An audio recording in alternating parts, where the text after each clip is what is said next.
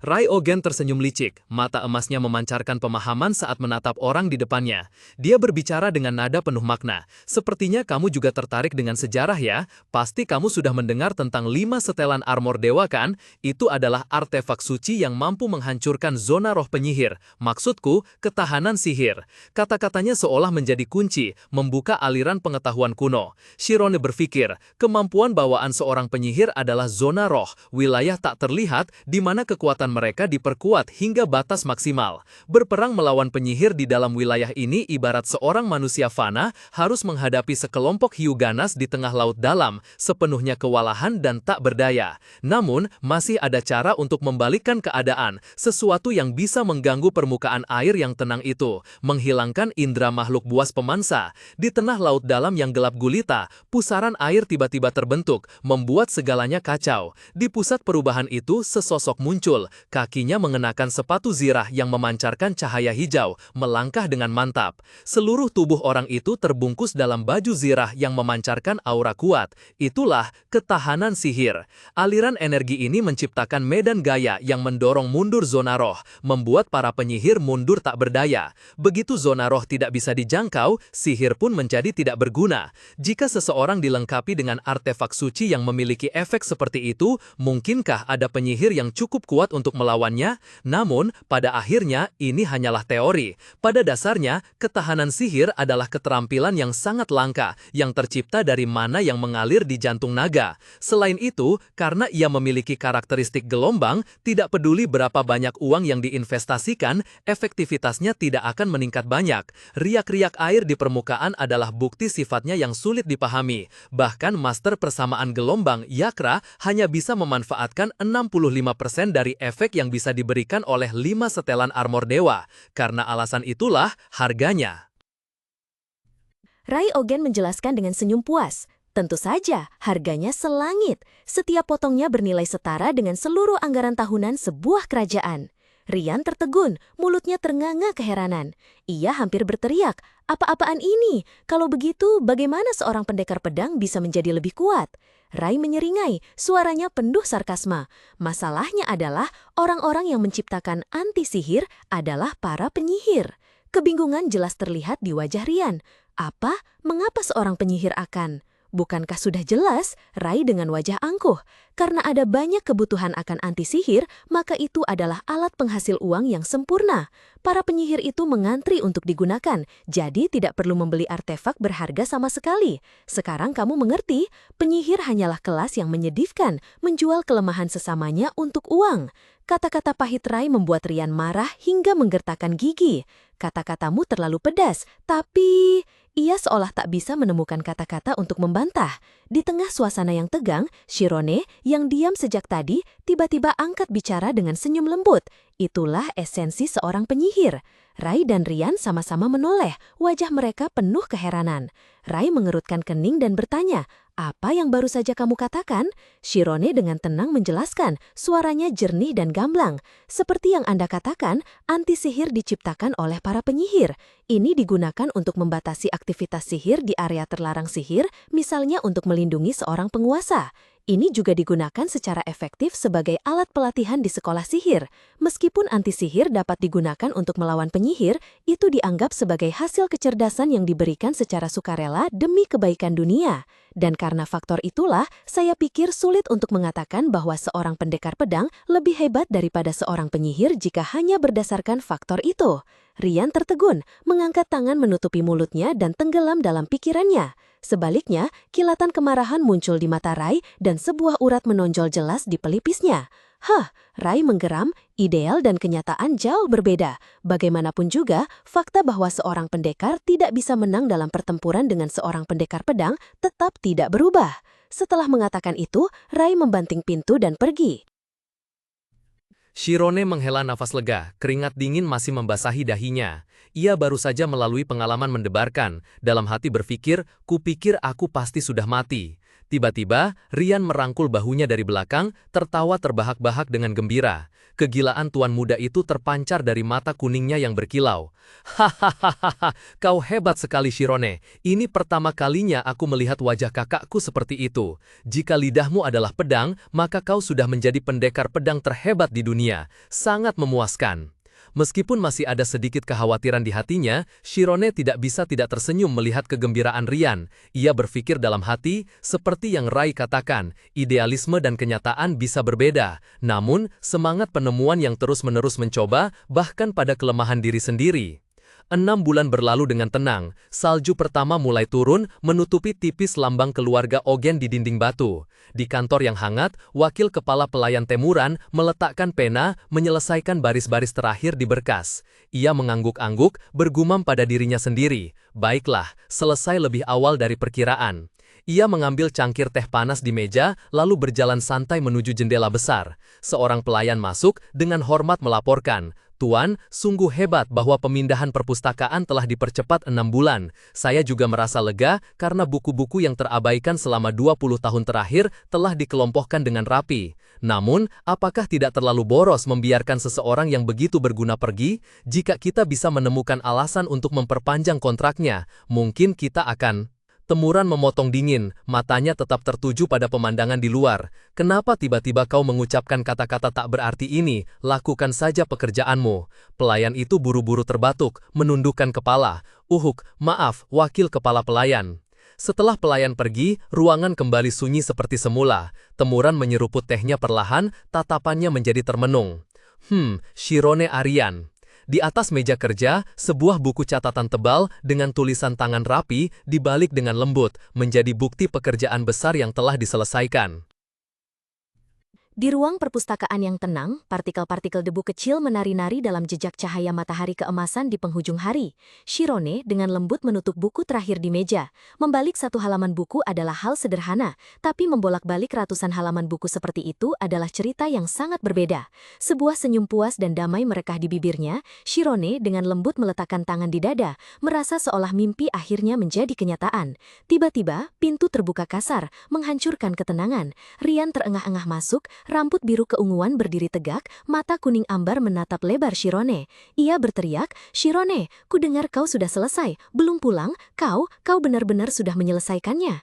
Menghadapi ekspresi sangat terkejut Rian, Shirone hanya tersenyum cerah, menjawab dengan gembira, "Ya." Lalu ia dengan santai menunjuk tumpukan buku yang telah tersusun rapi, menambahkan, "Setidaknya di sisi ini sudah tidak ada lagi yang bisa dibaca."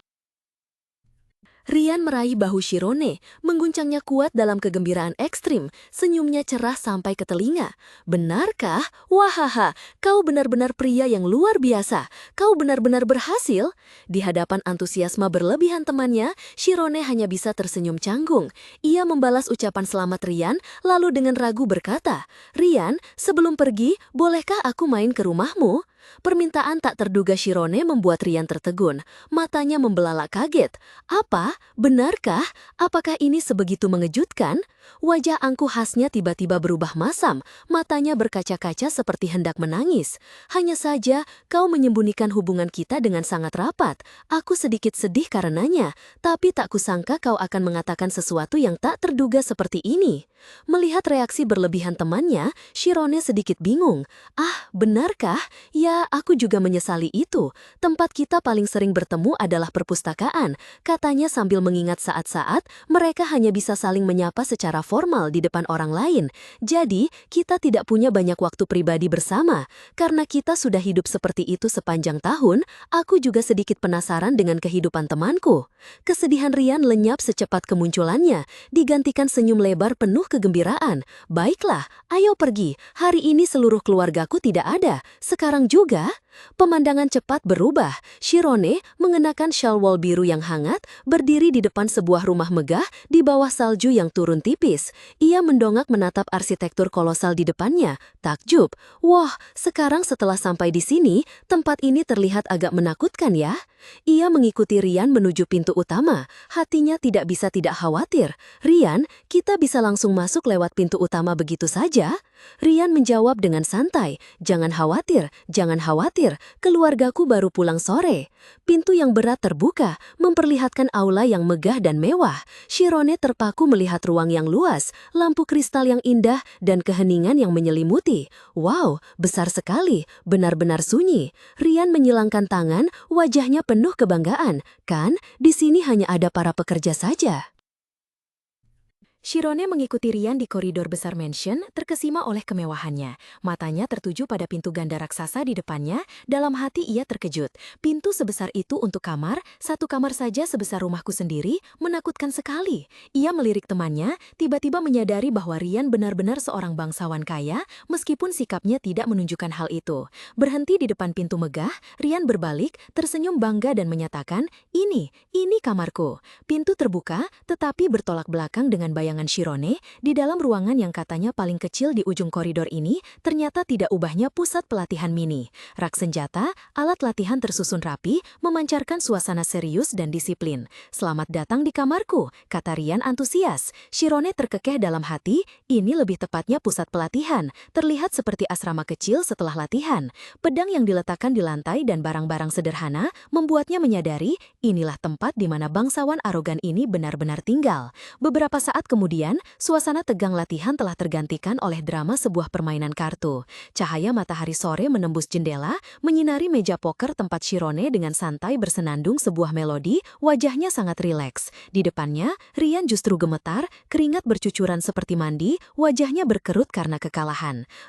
Rian menggeram putus asa, memukul meja dengan keras, lalu mengayunkan tangan melempar kartu-kartu ke udara.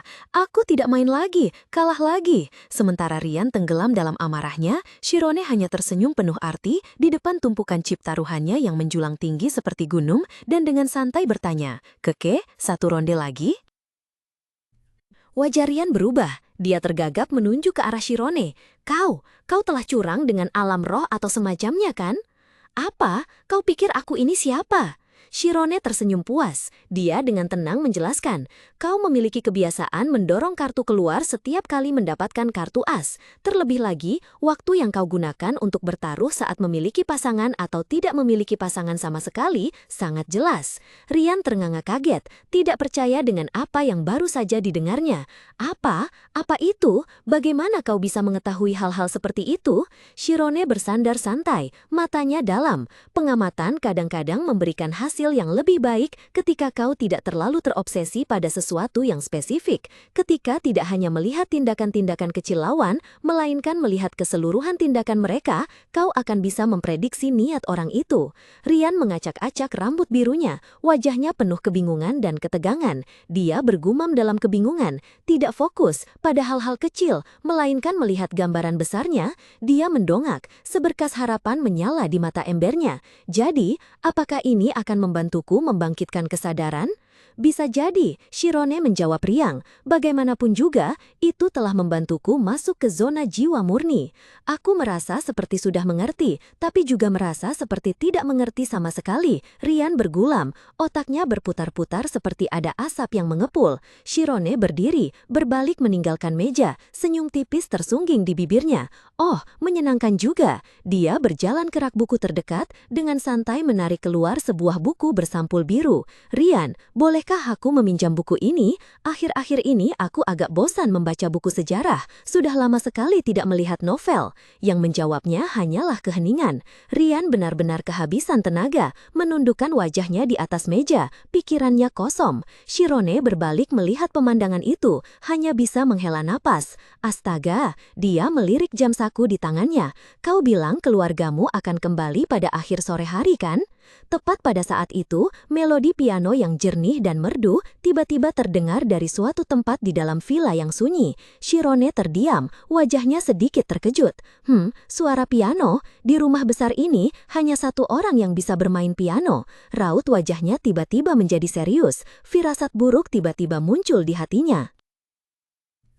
Di ruangan yang bermandikan cahaya keemasan terang, melodi merdu sebuah sonata baru saja berakhir. Duduk di depan grand piano putih bersih, Reina Ogen berbalik, rambut ungu lembutnya bergelombang. Senyum penuh makna tersungging di bibirnya saat dia menatap ke arah pintu yang sedikit terbuka. "Bagaimana, sonata dariku?" Tertangkap basah, Shirone terperanjat kaget. Dia canggung melangkah keluar dari persembunyiannya. Wajahnya bingung, keringat membasahi dahinya. Benar-benar luar biasa.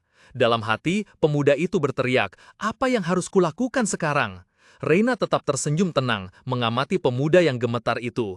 Ini pertama kalinya aku melihatmu di sini. Kau orang baru? Ah, ya, saya ditugaskan untuk mengklasifikasikan buku-buku di perpustakaan, jawab Shirone buru-buru. Oh, jadi kau anak itu, Reina mengangguk pelan, mata ambarnya berbinar geli. Kudengar tidak semua orang bisa mengklasifikasikan buku, sepertinya kau cukup cerdas. Apa kau pernah bermain piano sebelumnya? Pertanyaan tak terduga itu membuat Shirone langsung waspada. Dia tidak bisa melupakan peringatan Rian bahwa orang dengan kepribadian terburuk di kediaman ini adalah kakak perempuannya. Tidak boleh lengah, gumamnya dalam hati. Dia adalah seorang penyihir tipe skema saat tampil. Menahan kegelisahan, dia menjawab dengan hati-hati. Tidak, belum pernah. Mengira jawaban itu akan mengakhiri percakapan, Reina tidak menyangka Reina akan tersenyum lebih cerah. Dia menepuk ringan ruang kosong di sampingnya di sofa panjang. Kalau begitu, aku akan mengajarimu. Kau mau duduk di sini? Shirone terpaku, keringat dingin mengalir di punggungnya. Mata birunya terbuka lebar penuh keheranan dan kebingungan. Apa? Duduk di sana?